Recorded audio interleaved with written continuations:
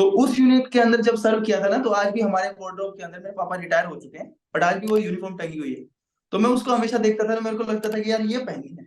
मैं कसम से बता रहा हूँ सर, मेरे को और कुछ नहीं चाहिए था जिंदगी में, चाहे जवान जवान बनूं, ऑफिसर बनूं, कुछ भी बनूं, भाई ये पहनी है। तो फिर सर वहां पे आर्मी वाले मैंने यूनिट ज्वाइन कर ली थी।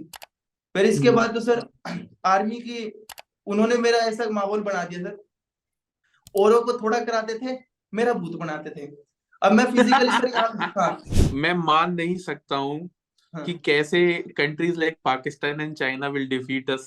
अगर कोई बोलता है ना न्यूज चैनल वगैरह पे, आई टेल हिम कि भाई तू तू जा कोई भी ड्रिल उस्ताद के साथ ना 10 मिनट ड्रिल कर ले, 10 मिनट क्या 5 मिनट ड्रिल कर ले। भाई पसीना आता है एकदम, पूरा ड्रिल खत्म होने के बाद ना ऐसे सॉक्स में से पसीना टपकेगा तेरा। अब सर मैं लगा हुआ हाँ। हूँ हैंडस्विंग में, और सर एक वक्त के बाद है ना, आप कितने ही तुरंत खाओ फिजिकल के अंदर, जब मसल टूटते हैं ना, हैंडस्विंग से तो मसल ही हाँ। टूटे, सर पेन हाँ। होता था बहुत ज्यादा, जिसके अंदर यार हम लोग। इतना सब तू बता रहा है, 1 महीना कैंप उधर, 1.5 महीना उधर, 1 महीना इधर, हाँ तो तू पढ़ाई कब कर रहा था? तो सर भूल गई तू सिल्वर मेडलिस्ट भी है। हाँ sir.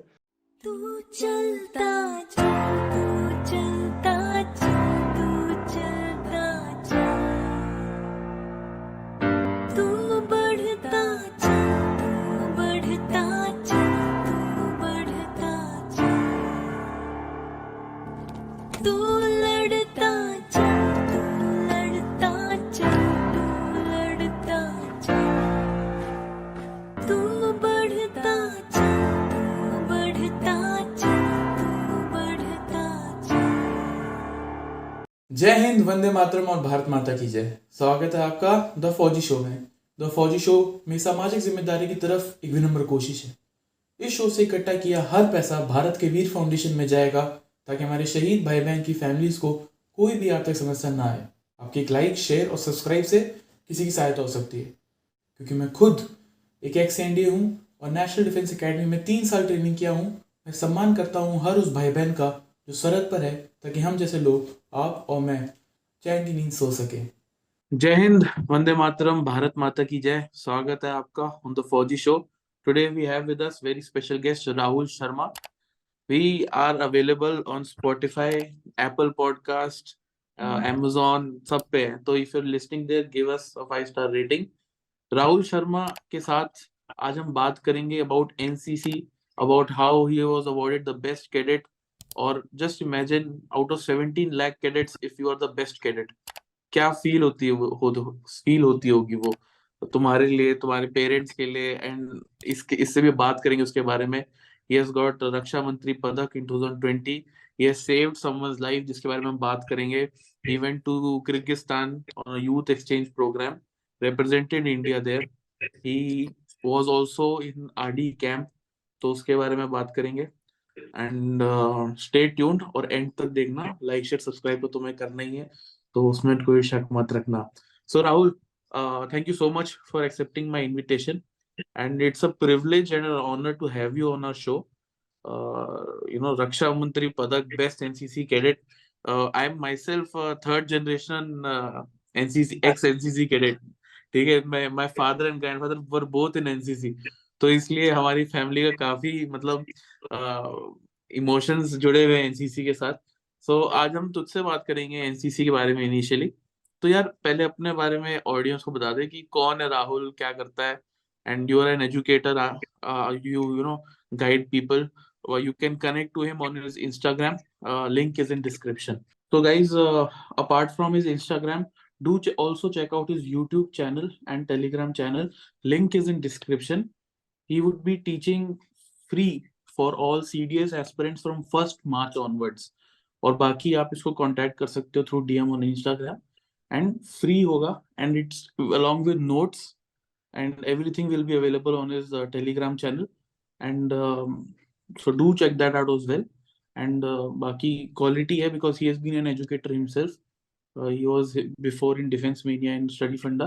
So I think it's a great opportunity, and you should guys definitely subscribe to him. Link is in description, तो भूलना मत। तो राहुल, अपने बारे में थोड़ा बताया। Thank you so much sir for the opportunity. तो सर मेरा नाम राहुल शर्मा है, आपने राइटली मेंशन किया इस चीज को।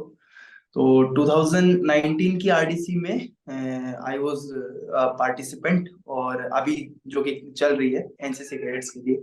देन उसके बाद अक्टूबर 2019 में ही I have represented India in youth exchange programme Kyrgyzstan में। 2020 19-20 का जो ईयर था, for that I was awarded with Raksha Mantri Padak, which is highest award given to an NCC. Sir एक साल में एक ही कैडेट को मिलता है। इसके बाद सर मैं बीएचयू में जब था, बनारस हिंदू यूनिवर्सिटी से मैंने अपनी एजुकेशन कंप्लीट की है, ग्रेजुएशन भी और मास्टर्स भी। उसमें सर मुझे सिल्वर मेडल मिला था, एसएलआर सिल्वर मेडल, जो कि ओवरऑल एक बेस्ट स्टूडेंट को मिलता है।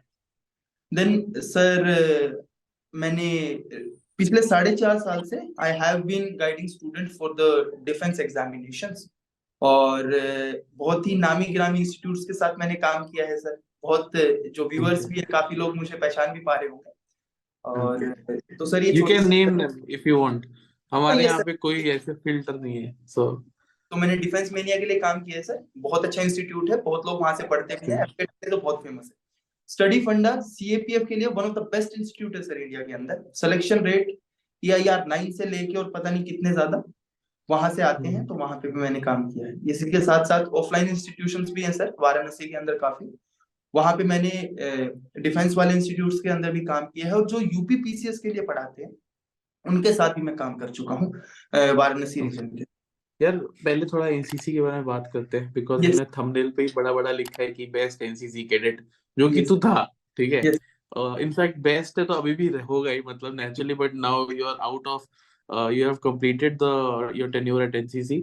बट थोड़ा बता कि how did you got introduced to NCC, कहाँ पे हुआ, कॉलेज में, स्कूल में, and how was the selection procedure, and कैसा रहा वहाँ पे इनिशियल ट्रेनिंग, थोड़ा सा उसके बारे में बता, दोस्तों के बारे में। सर मैं सबसे पहले तो मेरा सर मैं डिफेंस बैकग्राउंड से आता हूँ। मेरी फैमिली में बहुत लोग इंडियन आर्म फोर्सेज में सर्व कर चुके हैं या कर रहे हैं।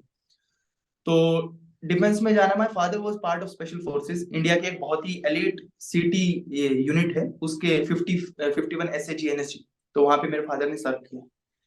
तो उस यूनिट के अंदर जब सर्व किया था ना, तो आज भी हमारे वार्डरोब के अंदर, मेरे पापा रिटायर हो चुके हैं बट आज भी वो यूनिफॉर्म टंगी हुई है। तो मैं उसको हमेशा देखता था, मेरे को लगता था कि यार ये पहनी है। मैं कसम से बता रहा हूँ सर, मेरे को और कुछ नहीं चाहिए था जिंदगी में, चाहे जवान बनूं, ऑफिसर बनूं, कुछ भी बनूं, भाई ये पहनी है। तो अब स्टार्टिंग से ही ये था कि भाई ये करना है। और माहौल कुछ ऐसा था सर, मेरे जो ताऊजी थे वो ड्रिल इंस्ट्रक्टर रह चुके। ये आर्मी में ओ दो, माय हाँ गॉड, हाँ, तो आर्मी मेरे में को दो तो ही अभी से ही डर लग रहा है। आर्मी में दो ही खतरनाक लोग होते हैं, एक ड्रिल इंस्ट्रक्टर और एक कमांडो, ठीक है, यही दो हाँ, राजा होते हैं हमारे। बिल्कुल बिल्कुल। तो भाई घर का मैं माहौल, इतना मजाक में बोलता हूँ ना कि मैं मान नहीं सकता हूँ हाँ कि कैसे countries like Pakistan and China will defeat us. अगर कोई बोलता है ना न्यूज चैनल वगैरह पे, आई टेल हिम कि भाई तू तू जा कोई भी ड्रिल उस्ताद के साथ ना 10 मिनट ड्रिल कर ले, 10 मिनट क्या 5 मिनट ड्रिल कर ले, भाई पसीना आता है एकदम, पूरा ड्रिल खत्म होने के बाद ना ऐसे सॉक्स में से पसीना टपकेगा तेरा। सर वो मेरे बड़े पापा है ना, मैं आपको चलो 1 मिनट यहाँ से रुक के एक जनरल कहानी बता रहा हूँ। तो मेरे भाई, हाँ मेरा कजन है, तो he is not into arm forces. भाई सब जा रहे हैं, हाँ मैं कुछ यहाँ पे प्राइवेट में अच्छा करना चाहता हूँ, तो उसने LLB किया और वो कॉर्पोरेट में है। तो उसने हाँ जिम ज्वाइन कर रखा है, वो जिम चाहे बैग उठा के जाता था। तो मेरे बड़े पापा उसको क्लियरली बोलते थे कि तू मेरे पास 5 मिनट आ जा, मैं तेरा है ना कच्छे में से पसीना निकलवा दूंगा। और तू आज भी मेरी 55 साल उम्र है, ठीक है, उस टाइम आज से 10 साल से सुन रहे सर हम लोग, ठीक है, अब तो उनकी 62 साल के आसपास हो चुके हैं, वो 55 ही बताते हैं। तो कहते हैं, मेरी 55 साल उम्र है, तो जिस दिन मेरे को फिजिकल में हरा देगा ना, मतलब हरियाणवी में बोलते हैं, तो जिस दिन तू मेरे को फिजिकल में हरा देगा ना, उस दिन जो तू बोलेगा मैं वो कर दूंगा। इस तरह का सर ये कुछ। तो सर ये एक रीजन था। तो जब मैं बीएचयू में गया, तो बीएचयू सेंट्रल यूनिवर्सिटी है, स्कोप अच्छा है सर, एक्सपोजर अच्छा है। हाँ, तो अच्छा। सर मेरे को तो ये था कि एयर एनसीसी होती थी वहां पे। एयर एनसीसी बीएचयू की वन ऑफ द बेस्ट है सर यूपी के अंदर। 7 यूपी एयर यस। स्क्वाड्रन में उसको राइटली मेंशन कर देना चाहता हूँ। सबसे ज्यादा लोग आरडीसी जाते हैं, सबसे ज्यादा लोग फ्लाइंग करते हैं, मतलब उनका इंफ्रास्ट्रक्चर बहुत अच्छा है। तो मुझे आज भी याद है 1 अगस्त 2017 को मैंने पार्टिसिपेट किया था। मतलब उनके ना फ्लाइंग ये होती है, वो बेसिक एक माइक। रिक्रूटमेंट निकालते हैं। और फिर ओके। रिक्रूटमेंट में भी क्योंकि उनके पास 60 ही वैकेंसी होती है, 60 से ज्यादा लोगों को एक बैच के अंदर लेते भी नहीं वो। तो मैंने उसमें टॉप किया था सर, मेरे को याद है। तो फिर ऐसा अच्छा। हुआ तो ऐसा हो गया सर, मैंने उसको टॉप किया ना, तो मैंने घर पे नहीं बताया कि मैं एनसीसी एयर वाली कर रहा हूँ। मेरे को ये था कि अच्छा। मेरे जो कजन है, मेरे बहुत सारे कजन हैं जो कि एनसीसी का माहौल से ही था वो उनका। हम्म। मेरे को भी था कि भाई एनसीसी करनी है। अब मेरे को ये था कि सारे आर्मी की तरफ भाग रहे हैं, तो मैं तो एयर वाली करूंगा। तो एयर वाली सर जब करने गया, मेरा सिलेक्शन हो गया। तो जब ज्वाइनिंग वाइनिंग सारा हो गया ना, तो बाद में पता चलता है my father was from 16th mechanised infantry. अब वहां पे ना, अब होता है सर फौजियों के है ना, लिंक बहुत निकल जाते हैं, किसी ने कहीं पे सर्व कर रखा है, किसी ने कहीं पे सर्व कर रखा है। तो मेरे पापा ने as a instructor mechanise infantry का जो स्कूल है ना सर, MIRC सेंटर अहमदनगर में, वहां पे सर्व किया। हाँ, तो जब वहां पे सर्व किया था ना, तो एक 6 मैक के उस्ताद से, और उनकी पोस्टिंग है ना sir 3 UP arm squadron BHU के अंदर ही है, वहां पे आ गई। पता नहीं कैसे उनका रिश्तेदारी निकल गई। मेरे को वो बोलते हैं कि भाई मेरा लड़का भी वहां पे पढ़ रहा है। तो बोला किस में? कह रहा उसने तो एनसीसी ज्वाइन कर ली। कह रहे कौन सी? कह रहे एयर वाली। तो उनकी आपस में बात हुई कि एयर वाली तो मुश्किल होती है, वो तो पास भी नहीं करते। पापा को बोला, कह रहे पास पूछ तो हो जाएगा वो। कह रहे कोई बात नहीं, मेरे पास भेज दो, अपना लड़का अपने हाथ के नीचे रहेगा तो ठीक रहेगा। तो हाँ। मेरे को सर 3-4 दिन मेरे को पूरा, सारे घर वालों ने पूरा प्रेशर किया, डाला मेरे ऊपर। एयर में क्या करेगा जाकर, जाना ही तेरे को फौज में है। एयर एनसीसी वाले तो फिर जब तू जाएगा उधर सिलेक्शन के लिए, तो एयर एनसीसी वालों का तो और हार्ड होता है। मैं उस टाइम तक मुझे ये नहीं मालूम था कि भाई सारी एनसीसी बराबर ही है। तो जब मैं वहां से गया, तो मैंने भी आखिरी में हाथ जोड़ लिया। मैं कहा बाबा जो बोलोगे मैं तो वो कर दूंगा। मैंने हाथ जोड़ के सर मैं 3 UP में पहुंच गया।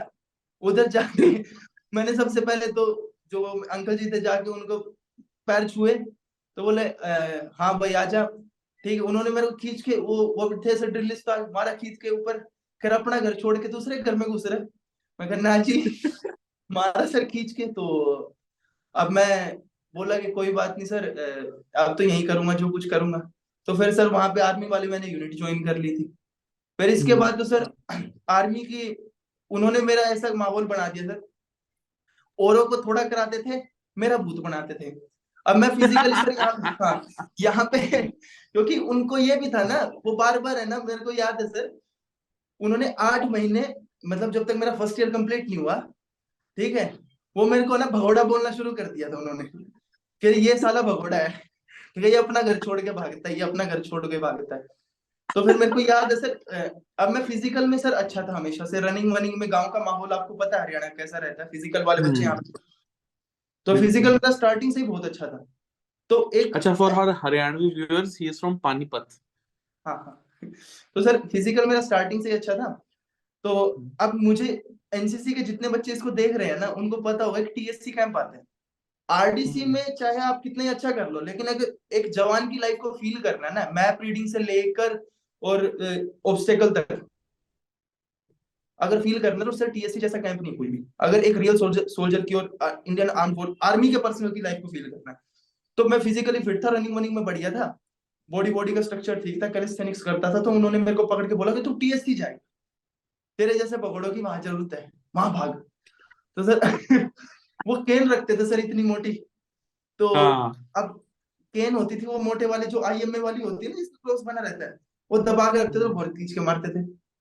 तो मैं बोलता था कि भाई ठीक है कोई बात नहीं, यही मैं भागने वागने में ठीक था। तो मेरे को डाल दिया वहां पे। अब ऐसा हुआ कि उन्होंने तो डाल दिया वहां पे। अब जो TSC के बाद है ना सर, एक पैरेलली कैंप आया था हमारे टाइम में, बेस्ट कैडेट का एक अलग से कैंप स्टार्ट हुआ था, जो कि गोरखपुर में होना था। तो कुदरती ऐसा हुआ कि उसके अंदर है ना, बेस्ट कैडेट के अंदर होलिस्टिकली एक आदमी की पर्सनैलिटी को चेक किया जाता था। तो अभी तक तो ये लग रहा था कि भाई हरियाणा का है तो बैल ही होगा। ठीक है, मतलब दौड़ने दौड़ने वाला ही होगा, कोई ऐसा ही है क्या है, इसको क्या मतलब पर्सनैलिटी तो दिखने दाखने में ठीक है, दौड़ वोड़ लेगा, जवान जुबून वाला काम है इसका तो। ठीक है, वो अगर देसी भाषा में आपको बता रहा हूँ।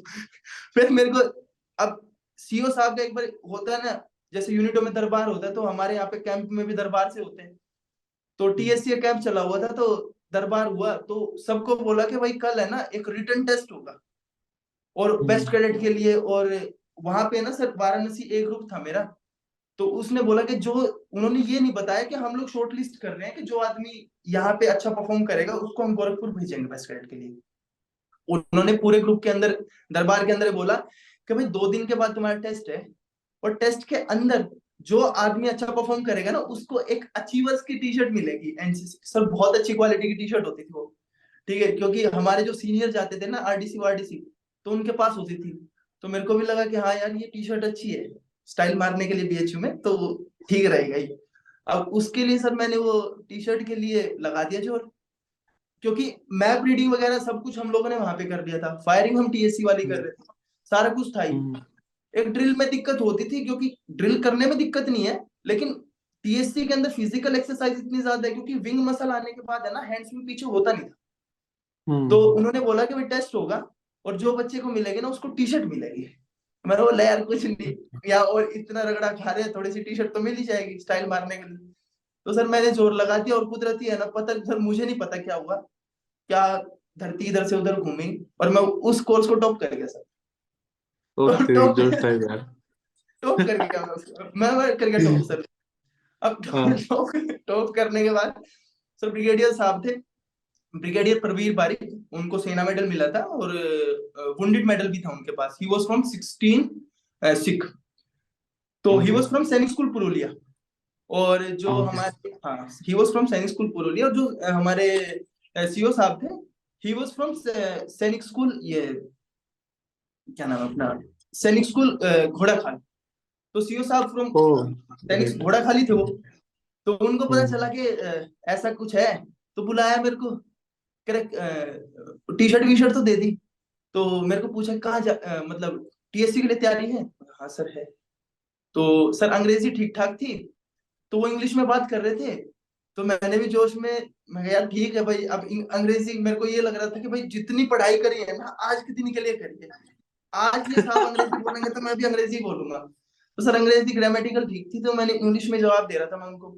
तो उनको लग गया कि हाँ भाई चलो इसको बेस्ट ग्रेड यहाँ से निकाला। मतलब वहां पे उन्होंने आपस में पता नहीं क्या खिचड़ी मचाई। शाम को कैंप हम्म, खत्म होता है, अगले दिन एक टीएससी की टीम जानी थी, और आपको पता है आर्मी है ना, रिजर्व बिना कोई काम नहीं करती, रिजर्व होते हैं अपने, हाँ, रिजर्व हाँ, होते हैं। तो रिजर्व की हाँ, टीम जानी थी, तो मेरी जगह मेरा नाम काट कर रिजर्व को चढ़ा दिया। मैंने, यार मैं बढ़िया कर रहा हूँ फिजिकल में, सारा काम कर दिया, मेरा नाम क्यों काटा? मेरे 4 महीने मेरे हम्म, भूत बना दिए इन लोगों ने कैंप में, 2.5 3 महीने, और मेरा नाम काट दिया यार। तो सर मेरे को बड़ा खराब लगा यार, ये तो बड़ा हुआ। तो मैं सीईओ के पास पूछा, तो सीईओ सर शाम शाम को आते हैं, वो आपको पता ही है कर्नल होते हैं, वो व्हाइट कलर के शॉर्ट्स पहन के आते हैं, व्हाइट कलर के शॉर्ट्स थे, और वो पहन के आके कंधे पे हाथ रख के मेरे को बोलते हैं बड़ा दुख हुआ। मतलब सर वो मजे ले रहे थे, फिर बड़ा दुख हुआ अच्छा करने के बाद भी, है ना। मैं सर, फिर अब मैं क्या करूं सर, मैंने तो अच्छा परफॉर्म किया सर, सारा कुछ किया, मेरा नाम क्यों काटा?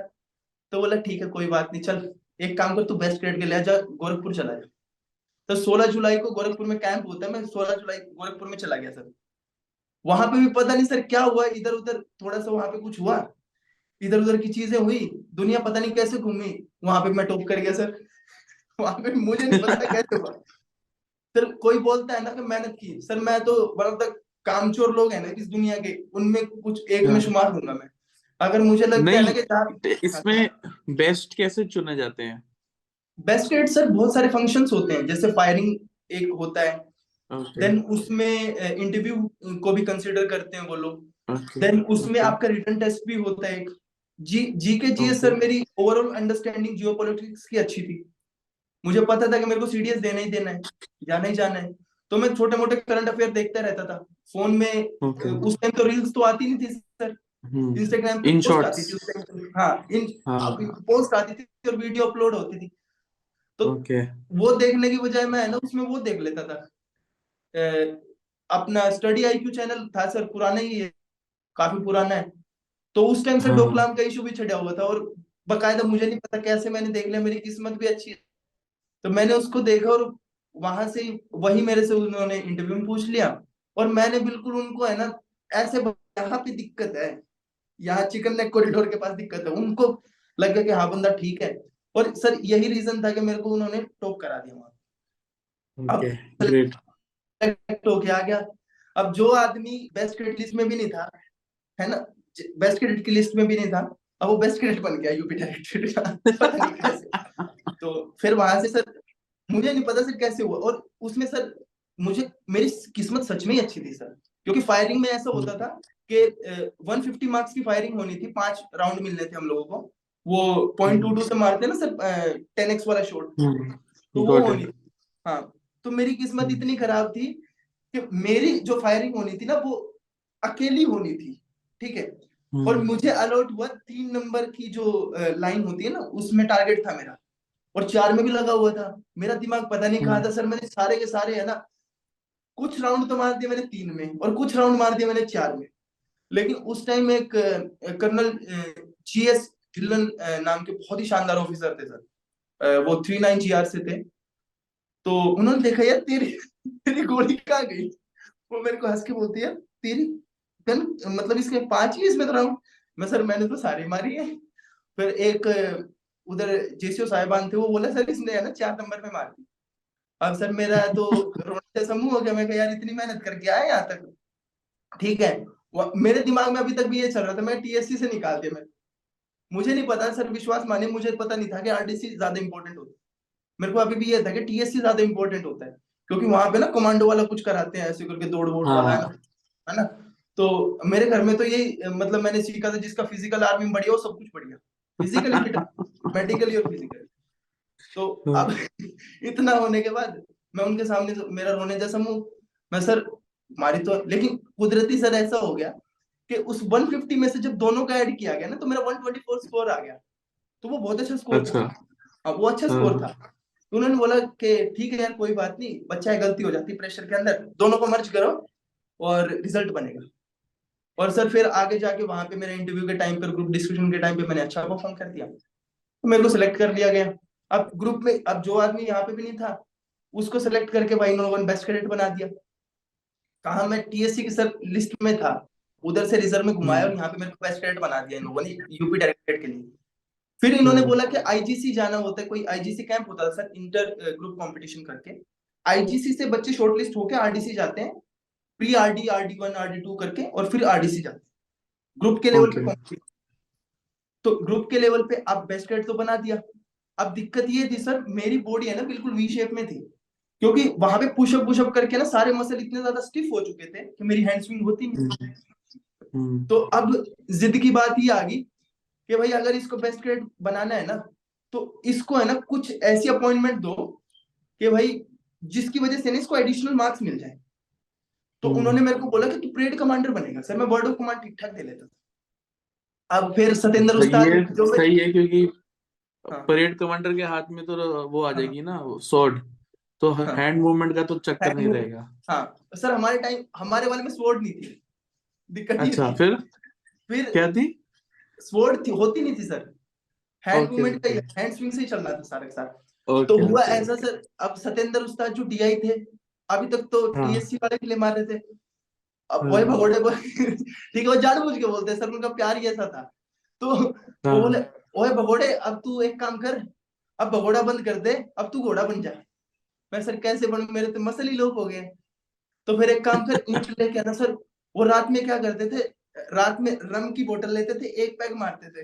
मेरे को याद है, हाँ एक पैग लेने के बाद मेरे को खड़ा कर देते थे, ईंट लेके, टाइल होती है ना, टाइल हाँ पे खड़ा कर हैंड स्विंग करता रहे वो। तो बोलते थे हैंड हाँ स्विंग। अब सर मैं लगा हुआ हूँ हैंड स्विंग में, और सर एक वक्त के बाद है ना, आप कितने ही तुरनम खाओ फिजिकल के अंदर, जब मसल टूटते हैं ना हैंड स्विंग से, तो मसल ही टूटे, हाँ तो पेन हाँ होता था बहुत ज्यादा। मैं उनको बोलूं, बिल्कुल मैं फिर से तो सर बोलता था जब दर्द हो ना, तो मैं बोला अंकल सच में दर्द हो रहा है तो छोड़ दो, मैं ज्यादा ही दर्द हो गया छोड़ दो। और फिर सर वो फिर केन लेके आते थे, ठीक है, पहले केन से बहुत मारते थे। और फिर क्या होता है, फिर थोड़ी देर के बाद है ना, जब होगी सारी एक्सरसाइज, मैं अंकल नील पड़ गया पीछे, ज्यादा तेज लगी। फिर वो बोलते थे, फिर वो मूव भी लेके आते थे, अरे बेटे कोई बात नहीं, काज बादाम बुदूम रखते थे सर, वो कैंटीन में मिलते हैं ना पूरा पैकेट अपना, तो हाँ हाँ, उसका किशमिश का और इसका, तो पूरा खिलाते थे। कह रहे तू खाएगा भी मेरे पैसों से, सारा कुछ मेरे पैसों से करेगा, लेकिन अब तू RDC जाएगा। तो सर मेरा गुड यार। मार मार के, एक कहावत है ना हरियाणवी में, मेरा मार मार के उन्होंने मोर बना दिया।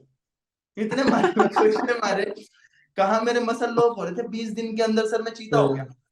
मेरी हैंड स्विंग भी आने लगी, क्योंकि जब मार पड़ती है ना फिर आदमी जोर लगाता है। तो डाइट अच्छी होगी, सारा कुछ हो गया, मेरी हैंड स्विंग आनी शुरू होगी। वर्ड ऑफ कमांड में सर वो प्लैंक पोजीशन में कहता चिल्लाता रहे। अब सर स्टार्टिंग में तो गले से आवाज आती थी, फिर पेट से आनी शुरू होगी, तो मुझे पता चल गया। और उनका ये था ना, कह रहा कि गाना आता है, मगर सर गाना तो नहीं आता। कह रहा फिर गाना शुरू कर। तो सर गाना वो बोलते थे कि वर्ड ऑफ कमांड को है ना हमेशा लय में गाना चाहिए, कि तीनों तीन में दाहिने छक्का दाहिने मुड़, पूरा दिन है ना यही बुलवाते रहते थे। अब ये लय सर जब मैंने इसको कंबाइन किया ना, तो बहुत ही वर्ड ऑफ कमांड भी है ना लय का खेल है सारा का सारा, आपको तो खैर पता ही बिल्कुल है। बिल्कुल हाँ, बिल्कुल। तो वर्ड ऑफ कमांड के ऊपर ही सारा खेल है। तो वो लय क्योंकि उन्होंने ना उस म्यूजिकल फॉर्म में मेरी इतनी प्रैक्टिस करा दी कि अब मेरे दिमाग के अंदर आ गया कि मेरे को इसी लय में बोलना है। अब वो मेरे दिमाग में चढ़ गई, तो सर मैं यहाँ से सेलेक्ट हो गया।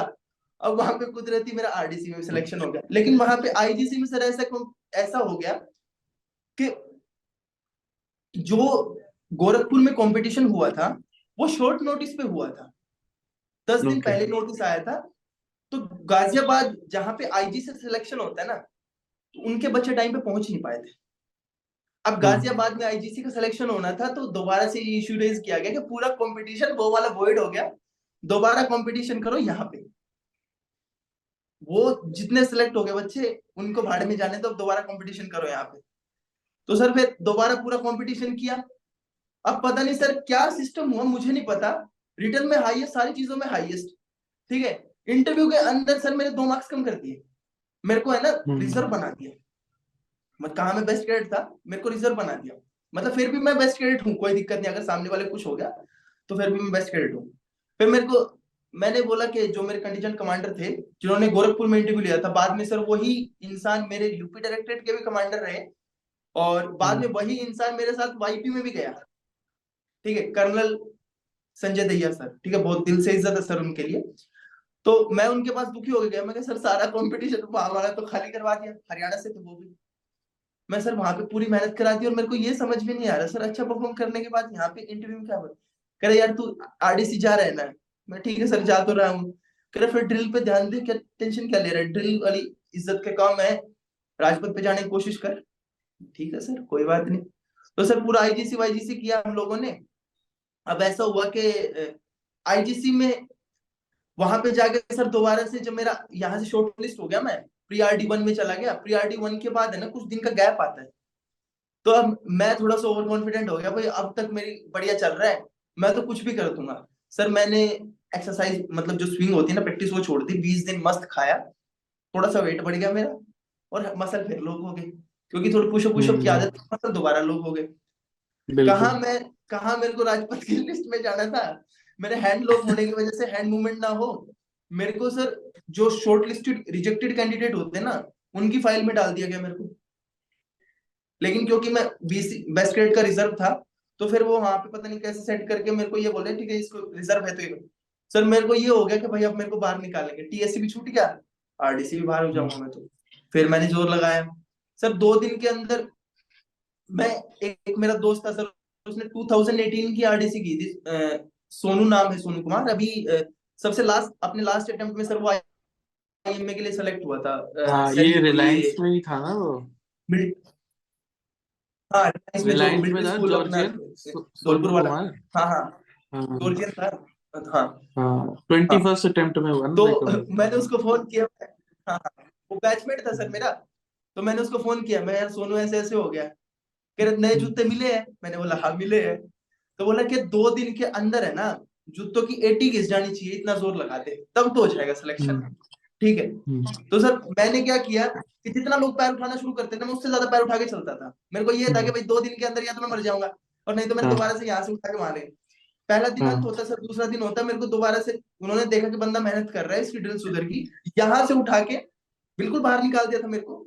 ये होता था कि सर वो पूरा का पूरा ग्रुप उस कैंप के बाद में प्रियॉरिटी 2 के बाद में वो बाहर ही हो गया, पूरा जो ग्रुप था उस लोट था उसमें 32 कैंडिडेट थे, सारे बाहर हो गए थे। फिर उसके बाद जब मेरे को वहां ऐड कर दिया, अब मेरे को यहाँ पे हैंड इसका इतना फायदा हुआ सर पैर उठा के चलने का, कि प्ले कार्ड होल्डर होता है ना, जो प्ले कार्ड होल्डर की पीएम रैली वाले थे उसका राजपथ में, तो मैं मेरे को पहले नाम काट दिया क्योंकि वहां से बच्चे सिलेक्ट हो गया, उनकी टीम फिक्स हो गई। अब मेरे को पीएम रैली का है ना प्ले कार्ड होल्डर बना दिया। प्ले कार्ड लेके हाँ। चलेगा, ठीक है। तो प्ले कार्ड लेके चलेगा, तो प्ले कार्ड होल्डर में बन गया, बिल्कुल बाहर हो गया था। फिर थोड़ी सी मेहनत की, फिर वापस आ गया, टीम के इसके ग्रुप के अंदर जाना था, लेकिन नहीं, मेरे को प्ले कार्ड होल्डर बना दिया, मैं प्ले कार्ड होल्डर भी बन गया। तो फिर मैं सर पूरी आरडीसी मैंने ऐसे ही की, काफी अच्छी यादें थी वहां की। आरडीसी मैंने 2019 में कंप्लीट। फिर सर अक्टूबर 2000, आपको पता होगा कि श्रीलंका के ऊपर ईस्टर अटैक हुआ था। हम्म ईस्टर अटैक की वजह से जितनी भी डिप्लोमेटिक समिट्स थी या डिप्लोमेटिक मीटिंग्स थी, सारी कैंसिल हो गई। हम्म तो मेरा हम्म। पहला कॉल आया था सर, जो श्रीलंका फर्स्ट डेलीगेशन था उसमें मेरा कॉल आया था, उसमें नाम ओके था मेरा। अब ओके उसमें नाम था, तो नाम नूम ऐड हो गया, सारा कुछ हो गया। मैं खुशी, मैं यार बढ़िया भाई श्रीलंका जा रहा है, ठीक है। गांव में यार दोस्तों में बता दिया, पार्टी वार्टी होगी सर, ठीक है। पार्टी में भी 7-8 हजार रुपए खर्च कर दिए। लेकिन ओ बाद माय में गॉड। बाद में पता चलता है, क्योंकि यार सर दोस्त ऐसे सारे सैनिक स्कूल वाले फ्रेंड सर्कल ऐसा है मेरा, तो पैसा खर्च कर दिया, और 2 दिन बाद पता चलता है कि भाई वो डिप्लोमेटिक जो मीटिंग थी वो सारी कैंसिल हो गई। अब सर एनसीसी के अंदर है ना, एक वही 100 बच्चे जाते हैं वाईपीज, उसमें से एक डेलीगेशन जो सबसे 20 लोगों का डेलीगेशन था, वो तो कैंसिल ही कर दिया। अब जो उस हाँ। डेलीगेशन को कैंसिल कर दिया, तो लोगों की वैकेंसी तो गिरेंगी। तो भैया जब हम्म उस, अब मेरा नाम आने के स्कोप बहुत ना के बराबर थे, अब दोबारा तो नहीं आएगा, हम्म ठीक है। मेरे को लग गया भाई नाम तो नहीं आएगा, पैसे भी गए, वाईपी का सपना भी गया, कुछ फायदा नहीं। सितंबर की बात है सर, ये सितंबर की, हाँ। सितंबर फर्स्ट वीक की बात है, जब जाना था शायद 5 सितंबर या कुछ ऐसे ही जाना था, 5 या 7 सितंबर के आसपास जाना था। मैं बर्बाद हो गया यार, कुछ नहीं यार, नुकसान हो गया है। तो फिर 2-3 दिन के लिए सर, काशी विश्वनाथ का मंदिर है, मैं काफी धार्मिक हो गया, ये भगवान ये तो आपने बुरी करी, सपने दिखा के सपने छीनने नहीं चाहिए थे। तो किस्मत, फिर सर किस्मत ने थोड़ा साथ दिया। अब दोबारा से आता है वो सर, कल्चरल डेलीगेशन था। कल्चर एनसीसी में 2 तरह के डेलीगेशन जाते हैं बाहर। एक होते कल्चरल डेलीगेशन, जिसमें घूमने फिरने का काम है, वो आप अपने यस। पैसों से कर सकते हो। लेकिन यहाँ पे एक खूबी ये होती है कि भाई आप एज अ रिप्रेजेंटेटिव बन के जा रहे हो, तो अच्छा रहता है, ठीक है, सपोर्ट मिलता है। लेकिन जब आप यहाँ से, एक होता है मिलिट्रिस्टिक डेलीगेशन, जैसे रशिया में जाता है, कजाकिस्तान में जाता है, किर्गिस्तान में, वहां पे आपको मिलिट्री ट्रेनिंग कराते हैं, ठीक है सर। एक फायरिंग कराएंगे, क्लाशनिकोव सीरीज की पिस्टल चलवाएंगे आपसे, बढ़िया से आपका काम करा के देंगे, मजा आता है सर। अब कहाँ सर, मैं कल्चरल डेलीगेशन से नाम कट गया, मैं उसके लिए रो रहा था। जिंदगी में सर होता है ना, कुछ ना कुछ अच्छे के लिए होता है। मेरे को दोबारा से यहाँ पे ये मिल गया, और मेरे को डाल दिया मिलिट्रिस्टिक डेलीगेशन के अंदर। हम लोग 5 लोग गए थे वहां पे, जाके सर ओके। जो मजे किए, फायरिंग वायरिंग। मैं जिंदगी में सर, यहाँ पे हम .22 चलाते हैं, वहां पे सर उनके राइफलों का है ना, हम लोगों ने मतलब तोते उड़ा दिए, कहते हैं ना, बिल्कुल उसको फुल्ली खुश हाँ। किया, मजे किए सर वहां पे, जो जेन्युइन होता है, ग्रेट। सीखने के तौर पे सर, उनकी तो टेक्नोलॉजीज को। व्हाइट पासपोर्ट पे गए थे, ब्लू पे गए थे? नहीं सर, व्हाइट नहीं मिलता हम लोगों को, ब्लू ही मिलता है, ओके लेकिन वो ओके डिप्लोमेटिकली अटेस्ट होता है। अब डिप्लोमेटिक चैनल से ओके हमारी एंट्री और आउट हो रहा है हम लोगों का। फिर ओके। बढ़िया था सर वो भी। और मतलब वहां पे, किर्गिस्तान के तो बाकी कंट्री से भी कैडेट्स आए होंगे?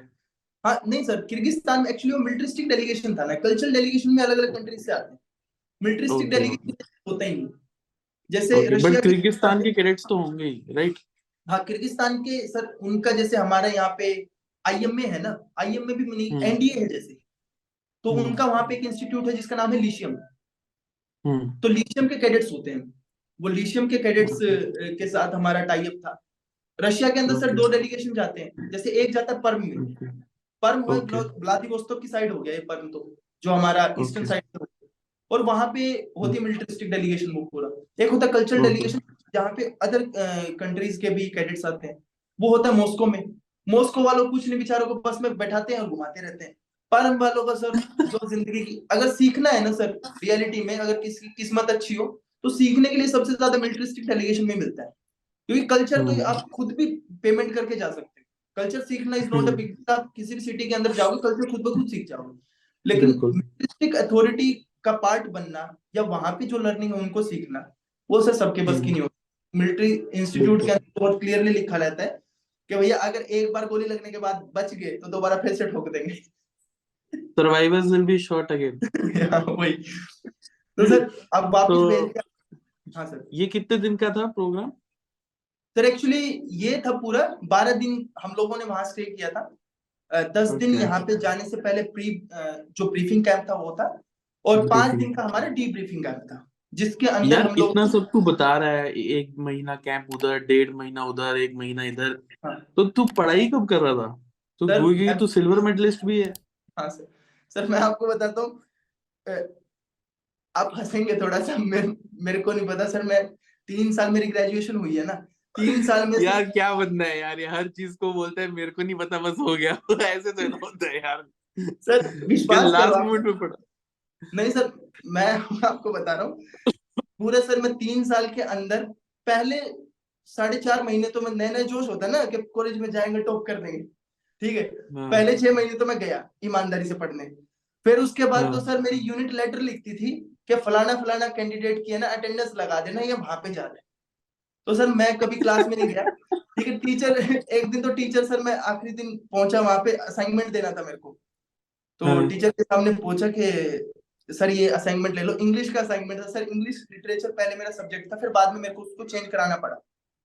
ओके। तो पहले टीचर के पास पहुंचा मैं, तो टीचर ने बोला मेरे को कि क्या नाम है, मैं राहुल शर्मा। अच्छा आप ही है क्या, यार पिछले 2 साल से तो दिखे नहीं। मैं सर ऐसे ऐसे कुछ था। तो फिर बोला यार नंबर नंबर तो तेरे रिटर्न में तो ठीक आ जाते हैं, करता क्या है। मैं सर हम्म। पता नहीं, मैं तो, वो मेरा रूममेट है वो नोट्स बना के रखता है, इधर उधर क्लास वाले दोस्तों से मैं इधर उधर मांग लेता हूँ, रात को रट लेता हूँ, अगले दिन सुबह जाके पेपर दे देता हूँ, आ जाते हैं सर नंबर भी ठीक ठाक से। तो समझ गया यार, मैं समझ गया। अब मेरे को ये बता, जी सर। इस पे आते हैं, वो जो एक इंसिडेंट हुआ जब तो इस पे हाईवे पे गया, जी उसके बारे में बता एग्जैक्टली क्या हुआ उस दिन। सर एक्चुअली बड़ा दुखद दिन था सर वो ऐसा था कि सर 21 जनवरी की बात है ये। नहीं सर 21 फरवरी या कुछ 2019 में, जो 20 में जो ये होनी थी ना अपने 1920 के अंदर, होली होली होली वाली दिन की बात है सर। उस दिन शाम को मैं निकला ऐसे ही शॉर्ट्स में, अपन क्या है सर हॉस्टलर थे, तो हॉस्टल उधर कंप्लीट हो रहा था, कुछ टाइम के लिए खाली करा दिया था, तो बीएचयू में चलता रहता सरकारी यूनिवर्सिटियों में लड़ाई झगड़ा, तो खाली करा के हम लोगों को फ्लैट लेना पड़ गया बाहर। वॉक करने के लिए निकला, तो हॉस्टल पे गया, तो सर एक बच्चा था बाइक से जा रहा था। उस हम्म। बच्चे ने क्या किया कि बाइक ना हेलमेट पहना हुआ था, कम ही उम्र थी उसकी, लगभग 16-17 साल हम्म। में। अचानक से उसके सामने हम्म। गाय आ गई। गाय को बचाने के चक्कर में जैसे उसने ब्रेक लगाए ना, तो कुछ वो गाय के सींग में टकराया और बाइक उसकी स्किड करती हुई चली गई। बहुत बुरी तरह गिरा सर वो। हाँ। उसका हुआ ऐसा कि कुछ नहीं, उसके शरीर पर कुछ नहीं हुआ, उसका मुंह जमीन में लगा, और ये नाक टूट के है ना सर, नाक टूट के साइड में होगी, और यहाँ से है ना खून के, मेरे को आज भी याद है जब वो दिमाग में आता है, ऐसे खून के नाक से, क्योंकि सांस लेगा तो बबल बन रहे थे उसके। हाँ हाँ। तो अब मैं दूर खड़ा था अपना, मैं तो सर ईयरफोन लगा के अपने मूड में मस्ती में यार वॉक करने चल रहे हैं। उधर देखा ची करके चिंगारियां उठती हुई जा रही है बाइक में, पुरानी एक CD 100 होती बाइक आती है ना वो, पुरानी हीरो होंडा की CD 100 आती थी, तो उसमें चिंगारी उठ गई सर। मैं दौड़ के गया, सब लोग आ गए। अब पहले तो समझ में नहीं आया, कि मेरे को लगा कि ये मर ही गया ऑन द स्पॉट, क्योंकि जिस हिसाब से उसका मुंह से खून आया ना, जितने भी कान से मुंह से उसके खून आया, तो मेरे को लगा ही इज डेड। फिर थोड़ी सी हिम्मत जुटा के, पहले तो ये हुआ कि करूं क्या, फिर हिम्मत जुटाई थोड़ी सी, मैं कहा यार, और लोग इतने महामूर्ख है सर, इतना गुस्सा आता है कई बार ये सुन के भी, बेकार लगता है यार, कोई मर रहा है उसको बचा लो यार, ये फोटो फाटो तो होते रहेंगे, क्या फर्क पड़ रहा है। हम्म। तो मैंने सर उसको उठाया वहां से, मैंने हाँ। उसको उठाया कोशिश करके। अब मैंने कुदरती अपने पापा को फोन किया, क्योंकि मेरे को है ना ये था कि भाई अगर ये नाक के अंदर ब्लीडिंग है ना, दिमाग के अंदर पहुंच जाएगी, मैं इसको करूं क्या इसका, कि यहाँ से अगर ब्लीड हो रही है तो दिमाग के अंदर जाके क्लोट कर गया ना, तो ज्यादा नुकसान हो जाएगा। मैंने कुदरती अपने पापा को फोन किया, उन्होंने उठा भी लिया। मैं ऐसे ऐसे हो गया, तो बोला कि इसको थोड़ा सा ना सीधा रख, क्या किया ना, खून बाहर की तरफ आए, ऊपर की तरफ ना चढ़े, ऐसे सही है। करके रख, तो खून बाहर की तरफ आई, ऊपर ना चढ़े, और इससे ना बात करता रहे। मैं ठीक है, मैंने फोन कट कर दिया, मैंने उसको जगा के रखा, मैं तू टेंशन मत ले यार, कुछ नहीं हो रहा, कुछ नहीं हो रहा, कुछ नहीं हो रहा, हिम्मत दी सर उसको। फिर क्या हुआ कि उसका मैंने देखा कि पैर टूट चुका था, पैर ओके। पटेला से नीचे घूम चुका था उसका पैर, बिल्कुल बीचों बीच से हड्डी। हम्म। तो फिर उसको हम्म। देखा कि भाई इसका पैर भी गया, और वो बिल्कुल बेहोशी की हालत में था। अब उसको कैसे कैसे करके, अब लोग सर इतनी हिम्मत नहीं किसी के अंदर कि भाई उसका उसको उठाने में हेल्प करते हैं। मैंने अपने रूममेट को फोन किया, मैं थोड़ा ही दूर था सर, 500-600 मीटर की दूरी पे था, मैंने फोन किया। कुदरती मैं सर उस दिन फोन भी लेके चला गया, भगवान देखो कितना साथ देता कई बार, मैं फोन भी नहीं लेके जाता। मैंने उसको फोन किया, मैं कहा अविनाश यार तू बाइक निकालना। तो अब उसको बाइक भी नहीं चलानी आती, दिक्कत भी है। तो सर सामने वाले से वो बाइक, उसके साथ वो बाइक पे आया। वहां जाके हमने देखा कि इसको बाइक पे ले जाने की कंडीशन में था ही नहीं सर, बाइक पे ले जाते तो पक्का मर जाता। तो फिर उसके बाद ऑटो था ना, ऑटो वाले को रोका, मतलब भीड़ तो लगी गई थी, ऑटो वाले को बोला। तो अब ऑटो वाले को बोला कि भाई इसको लेके चलेंगे। तो ऑटो वाला सर ऐसे, उनको भी, उनकी भी गलती नहीं सर, अवेयरनेस ही नहीं, उनको लगा कि पुलिस केस कभी हमारे ऊपर ना हो जाए। तो सर कई बार है ना हरियाणवी भाषा का ये तो फर्क हो जाता है कि धमकाने में है ना ठीक रहता है। तो मैंने उसको धमका दिया हरियाणवी में 2 डायलॉग मार के, मैं तू नहीं चला तो तेरे को मार दूंगा, लेके चल, ठीक है, और जितने पैसे चाहिए उतने ले ले तू, ठीक है। तो उसको वो बोला कि भाई साहब कुछ होगा तो नहीं, अरे मैं जा रहा हूँ ना, तू छोड़ते नहीं कर लियो पैसे लेके अपने, तो ठीक है। उसको लेके सर हॉस्पिटल में पहुंचाया। अब तब तक वो हुआ ऐसा था कि उसको वेंटिलेटर वाली सिचुएशन थी उस बेचारे की। उसको जाके ट्रामा सेंटर बीएचयू को उसमें एडमिट कराया, और ऐसा होता सर काम तो जुगाड़ पे ही। अब पासबुक हमारे है ना, जो स्टूडेंट की पासबुक होती है ना, उसके बेसिस पे ना जल्दी एडमिट कर लेते हैं वहां पे, मतलब ठीक से उनको चेक कर लेते हैं, क्योंकि स्टूडेंट क्राइटेरिया है जो। तो पासबुक मंगवा ली, सारा कुछ हिसाब किताब मंगवा लिया। अब ये नहीं पता ये है कौन, ले तो आए इसको, पुलिस को फोन किया। अब एक पुलिस वाले को फोन करें तो वो बोले कि हमारे यहाँ का केस नहीं, दूसरे वाले को फोन करे तो यहाँ का केस नहीं, 112 नंबर पे फोन करे तो उन्होंने बोला हमने पुलिस भेज दी। तो अभी क्या हुआ कि उन्होंने मेरा नंबर दे दिया पुलिस वालों को। अब पुलिस वाले मेरे को तंग कर रहे हैं कि क्यों उठा के लाए, एम्बुलेंस आनी थी। मैं मूर्ख आदमी है, पड़ा पड़ा मर जाता वहां पे। तो एक सर होता है ना कि उनको लगता है कि सब लोग मूर्ख हैं, तो सर मैं डरपोक तो था नहीं। अब वो पुलिस वाला सामने आया तो मेरे को बोला कि जाके चौकी में लिखवा के आओ। तो वो मैंने भी सर थोड़ा सा वहां पे उनको बोल दिया, मैं आपका नौकर नहीं लगा हुआ, मैं, ये आपकी ड्यूटी है, मैं इसको यहाँ पे लेके आ चुका हूँ, आप लोग इसके घर वालों को ढूंढो, और आपके बस का ना हो तो मेरे को बताओ, फिर मैं आपको भी मैं देख लेता हूँ। तो सर मैंने उसको थोड़ा सा ना दबाव में ले लिया, तो वो आदमी डर गया कि हाँ सही है। पता नहीं वो कौन सा तू रंखा है, ये तो क्या कर देगा मेरा। तो थोड़ा सा उसको डरा दिया। वो पुलिस वालों ने 1-1.25 घंटे के अंदर उस एरिया के अंदर भी बात फैल चुकी थी, तो उसकी मार होती हुई आती है सर। अब पता नहीं सर, मेरे को भगवान ने शायद उसके लिए वहां भेज दिया, क्या कुछ कर दिया। उसकी माँ का सर वो इकलौता बच्चा, और सर उसके घर के ऊपर है ना छप्पर था, छप्पर, ठीक है। जिंदगी में बिचारी ने है ना इकलौता वो मतलब उसका बाप जल्दी मर गया था बेचारे का। तो और उसके अलावा उस औरत का कोई नहीं। तो वो देख देख के मेरे को फूट फूट के रोए। मैं, आंटी कोई बात नहीं, अब जितना इसका जीना है ना, ये तो अपनी किस्मत से जिएगा, हम भगवान तो है नहीं, बाकी ये आप टेंशन मत लो, पैसे की वजह से मरने नहीं देंगे, कुछ भी हो जाए। तो सर स्टार्टिंग में ऐसा होता है कि हम लोग को बीएचयू में है ना, क्या होता है कि जो बेसिक एक्सपेंसेस को कवर करने के लिए ना कुछ दवाइयां महंगी भी आती है। तो मुझे याद है कि जब मैं ये गया था ना, अब सर वही लाइफ का सर्कल आता है घूम घूम के। जब मैं बेस्ट कैडेट गया था ना, तो उससे 2 दिन पहले मेरे बेस्ट कैडेट के पैसे आए थे सर, ठीक है, 12,500 रुपये आए थे कैंप के, है ना, जो आप बेस्ट कैडेट में अच्छा परफॉर्म करते हो, गोरखपुर वाले कैंप के आए और यहाँ वाले कैंप के आएंगे, अच्छा परफॉर्म करते तो पैसे आते हैं सर। 11,500 रुपये आए सर। कुदरती पता नहीं उस दिन दिमाग काम कर गया, अविनाश मेरा वॉलेट लेके आ गया, पैसे निकाले, वो 11,000 रुपये लेके उस आंटी के हाथ में दे दिया, और बाकी दवाई ववाई का काम हमने चला दिया उसको। मैं, आंटी कोई बात नहीं, आप टेंशन मत लो, हम यही है, जब तक ये होश नहीं आएगा हम लोग जाएंगे नहीं, ठीक है।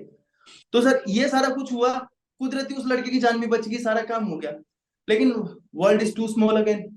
बहुत ऐसा है कि वो वीडियो जो लोग वीडियो बना रहे थे ना, वीडियो तो सर शॉर्ट क्लिप थी, फोटोज बहुत ज्यादा थे, फोटोज खींचना, और ये वाराणसी रीजन के अंदर घूम घूम के फोटोज, घूम घूम के फोटोज हमारे यूनिट के सीओ साहब तक पहुंच गई वो, कैसे न कैसे। तो फिर अब क्या होता है ना, मीडिया का काम है तिल का ताड़ बनाना, ठीक है। अब यहाँ पे सर भाई पता नहीं, क्योंकि मैंने है ना उस दिन ट्रैक सूट पहन रखा था, शॉर्ट्स के ऊपर ट्रैक सूट पहन रखा था, रिपब्लिक डे कैंप वाला, क्योंकि नया नया रिपब्लिक डे से आया तो जोश होता है ना, जो कमाया है मैंने, तो वो पहन रखा है कि भाई फलाना सिंह, ये जिसने इस यहाँ पे ऐसा ऐसा किया, उसने एक की जान बचाई, तो पूरे वाराणसी के अंदर फैल गया सर।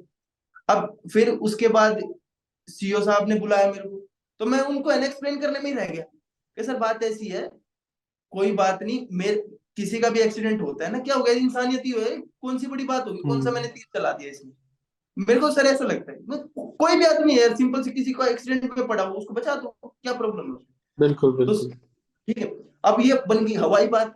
तो हवाई बात बनने के बाद सर रक्षा मंत्री पद के लिए मेरा नाम रिकमेंड कर दिया।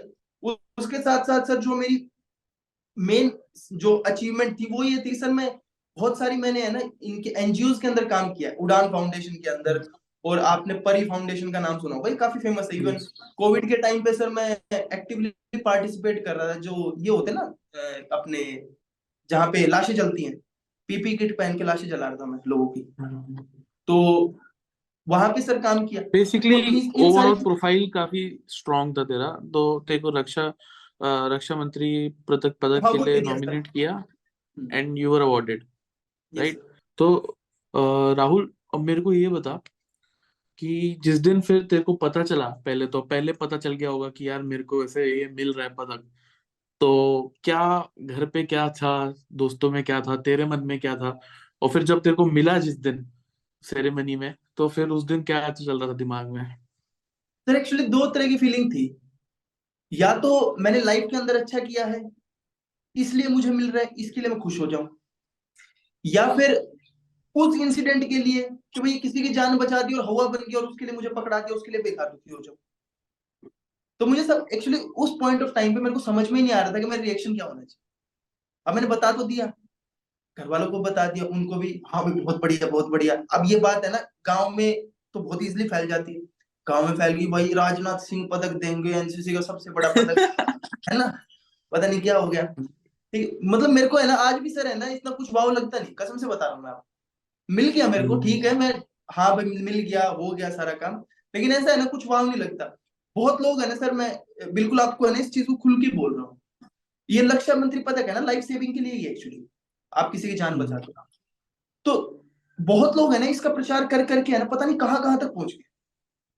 मैंने अच्छा। कोशिश, हाँ मैं बता रहा हूँ सर, रोडीज से लेकर पता नहीं कहां कहां तक, और ऐसा झूठ हाँ, बिकता है वो सर, मैंने भी देखा है, झूठ, रोडीज वाला ऑडिशन विश्वास जो तू विश्वास बोल मानिए सर, रहा है। झूठ बिकता है, झूठ बिकता है। हाँ और यहाँ मेरे पास भी प्रपोजल आए हैं कि ऐसा कर लो वैसा कर लो, इसका पार्ट बन जाओ, उसको क्या करेंगे सर, फौज में जाना था, ठीक है, वो पापा वाली यूनिफॉर्म टंगी हुई है, आज भी ये लगता है ना भगवान तू मेडिकली फिट करा दे, ठीक है यही पहननी है, आज भी ऐसा लगता है सर, बिल्कुल। विश्वास मानिए मेरा। तो उससे ज्यादा सर कुछ है ही नहीं।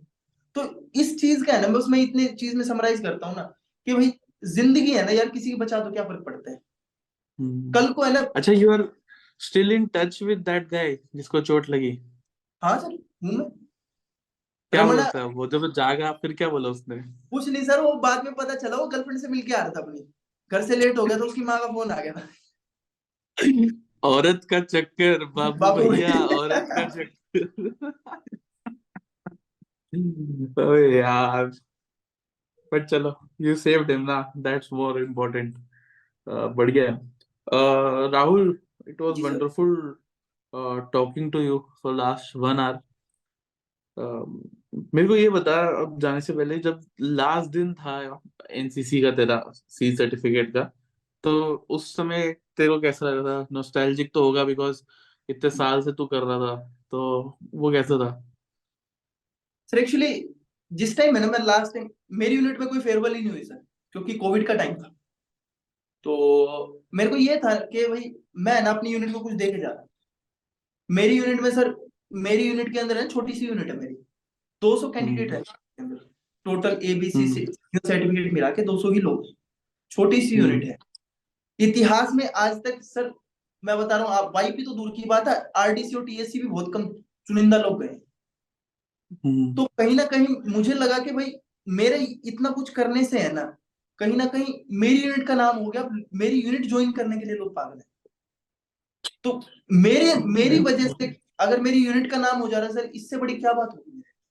मेरे जूनियर्स, बिल्कुल 20 जूनियर्स अगर मोटिवेटेड है मेरे जाने के बाद, वो टीएससी के लिए, आरडीसी के लिए और सारे कैंप्स के लिए अगर पागल हैं, तो कहीं ना कुछ तो मुझे अच्छा लगा सर, बस ये करके कि कहीं ना कहीं है ना किसी को मोटिवेट करने में है ना सफल रहा, बस इतना ही था सर, और कुछ ऐसा कुछ भाव नहीं लगा।